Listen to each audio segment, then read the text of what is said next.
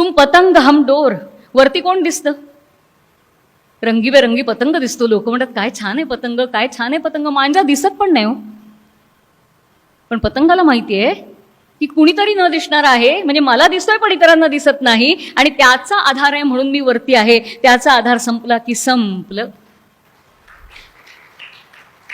भक्ती विश्वास निर्माण करते, भक्ती श्रद्धा निर्माण करते, आणि म्हणून भागवताचं सगळ्यात महत्त्वाचं कार्य आहे ते म्हणजे भक्ती निर्माण करणं. आणि मला असं वाटतं आजच्या काळामध्ये ही अत्यंत आवश्यक गोष्ट आहे.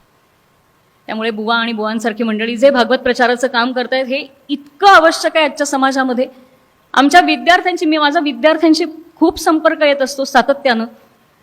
मला असं जाणवतं की मुलं चांगली आहेत, त्यांची मनं खरंच साफ आहेत, निष्पाप आहेत, पण त्यांच्या मनात जी धारणा करून दिली जाते ना ती भयंकर आहे.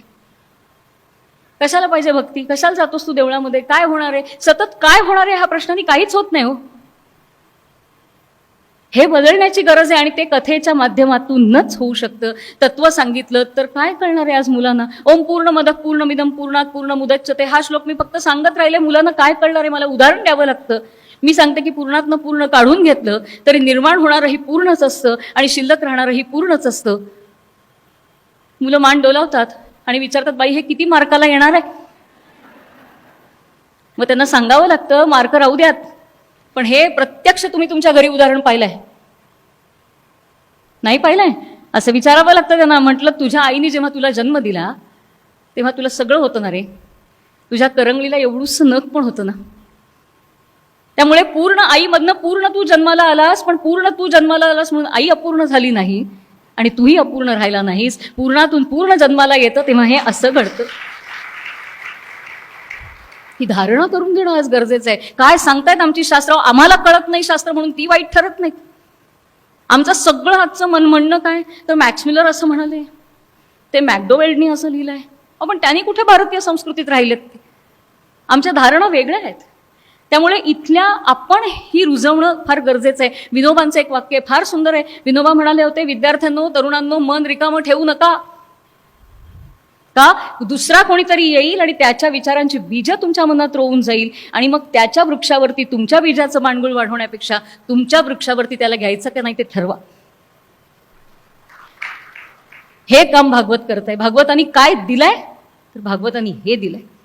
का टिकलाय भागवत? कारण भागवताला माहिती आहे हा समाज कसा होणार आहे. कलियुगाचं वर्णन तर काल लिहिल्यासारखं वाटतं भागवतातलं. काल लिहिलंय बसून व्यासांनी आपल्या समोर.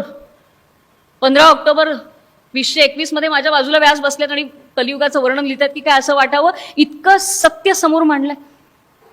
तेव्हा पाहिलेलं आहे, आणि त्यामुळे त्यांना माहिती आहे की हा ग्रंथ काय करणार आहे, आणि म्हणून आज ह्याची गरज आहे. हे भागवतांनी आम्हाला दिलेलं आहे. ती भक्ती दिली आहे, तो विश्वास दिलेला आहे, आणि सांगितलं आहे की ह्या मार्गावरनं दृढपणे चालत चला. हा मार्ग तुम्हाला कधीही दुसऱ्या तिसऱ्या ठिकाणी घेऊन जाणार नाही, तो तुम्हाला चांगल्या ठिकाणीच नेईल. आणि भक्ती कशातनं निर्माण होते? कथेतनं निर्माण होते. कथा म्हणजे काय? पुन्हा संस्कृत शब्दाचा आधार घेऊ. क म्हणजे रस आणि था म्हणजे तिष्ठती. रस ज्याच्यामध्ये असतो ती कथा. आणि आपल्याला नीरस फार आवडत नाही, रसपूर्ण आवडतं. फळ सुद्धा हे काय छान आहे, अगदी रसदार आहे, रसच आवडतो आपल्याला. म्हणून आपल्याकडे ब्रह्माला सुद्धा सवई रसहा म्हटलेलं आहे, रसोवई सहा म्हटलेलं आहे. कारण कथा म्हणजे ज्याच्यात रस आहे ती कथा. आणि आपल्याकडे तर म्हटलंय की कथा नसेल तो स्वर्ग जरी असला तरी न सेव्यताम, कारण कथेला पर्याय नाही. आणि म्हणून ही कथा पुन्हा पुन्हा आपल्याला सांगितले. आणि कलियुगामध्ये कल्पना करूया की अशा कुठल्याच कथा नसत्यात तर? रामायण नसतं, महाभारत नसतं, भागवत नसतं, ज्ञानेश्वरी नसती, असं रसपूर्ण कथन करणारं काही नसतं, तर आपलं काय झालं?